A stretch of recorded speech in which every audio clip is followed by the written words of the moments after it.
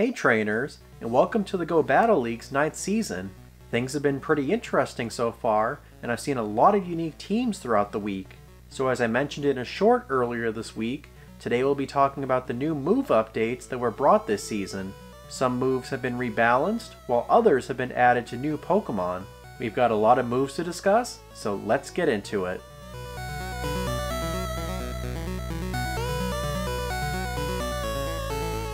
Welcome back everyone! So how are you enjoying the new season of PvP? And what Pokemon are you using for your team? For my team, I started the season with Wigglytuff, Beedrill, and Diggersby. It's been a solid team so far, but I'm thinking of switching it up soon. So to start today's PvP analysis, we're going to start with some moves that have been rebalanced. This season brought 6 balancing changes to current moves, so let's kick things off with the changes made to Weatherball. Now, Pokemon that have access to Weatherball have been extremely good in PvP. The move had 60 power for only 35 energy, making it one of the strongest low energy charged moves in the game. Its power has now been decreased to 55, which makes it a little less oppressive. Pokemon like Politoed, Castform, and Abomasnow won't be as terrifying, but will still be viable nonetheless. Continuing with debuffs, another nerf was made to the recently added Feather Dance. This move was introduced last season and was exclusive to Pidgeot. Unfortunately, the move caused game-breaking glitches, which resulted in Pidgeot being banned for a majority of the season. During this downtime, many players suspected that the move would be way too powerful when it eventually returned.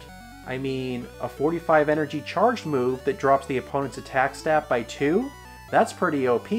Niantic clearly thought so as well, because its energy requirement has now been raised to 50. Even if it's not as strong as it was before, Pidgeot will still be prominent in the Great League meta. That's going to wrap up the nerfs for the season. Now let's talk about this season's buffs. The Dark-type move Crunch has always been a solid move in PvP. Now the move will also have a 30% chance to lower your opponent's defense, making it more in line with how it functions in the main series games. Pokemon like Greedent, Steelix, Gyarados, and Zekrom will definitely benefit from this change.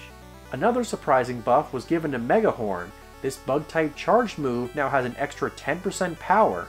Pokemon like Escavalier, Phalanx, Nito King, and Heracross are now more of a threat. Up next, let's talk about Scald. In a previous video, we figured Scald would be updated since it was an odd choice for EVCOM Day. It was a pretty mediocre move, but became much better after this update. Not only has its energy been decreased to 50, but it also has a chance to lower your opponent's attack. This will make Vaporeon a far more viable fighter. This season also gave Scald to another Pokemon, which we'll talk about later in the video. Along with Scald, Zap Cannon was another August C-Day move that was buffed as well. While the move didn't receive an energy decrease like we initially hoped, it now guarantees to lower your opponent's attack. Jolteon won't be breaking any metas with this move, but Magnezone, Zapdos, and the Rock Titan Regirock could see some success. That wraps up the move changes for the season. Now let's shift gears to Pokemon that received move updates. First on our list is Nito King, who now has access to the low energy Sand Tomb.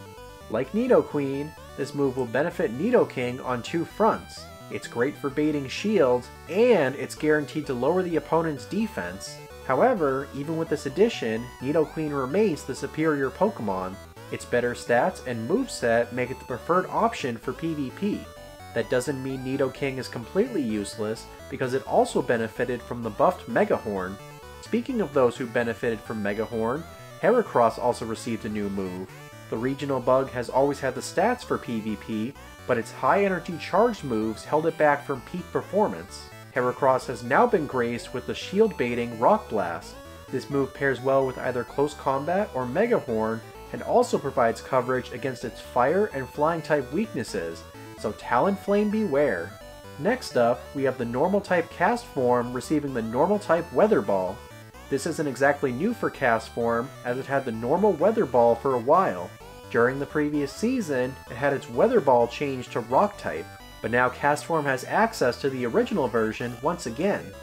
So earlier we talked about Scald and how it would help Vaporeon. Well, with this season, the move will also be available for Poliwrath. To deal with fire types, the Tadpole Pokemon would occasionally sacrifice Dynamic Punch for Hydro Pump. With Scald in its moveset, it's now the superior option. I really hope more Pokemon get access to this move in the future.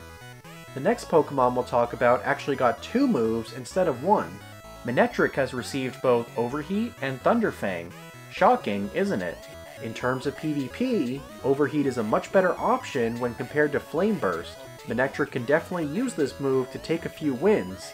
As for Thunderfang, the fast attack vastly improves Mega Manectric and makes it an even better electric attacker. A surprise for sure, but a welcome one at that. The final move addition will have the largest impact in PvP. Coffeegrigas has been gifted with Shadow Claw, one of the best moves in the game. It previously had Astonish as a fast move, which ironically is one of the worst moves in the game.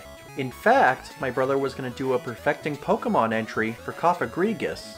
All it needed was Shadow Claw to shine, so I'm happy to see that it's been perfected.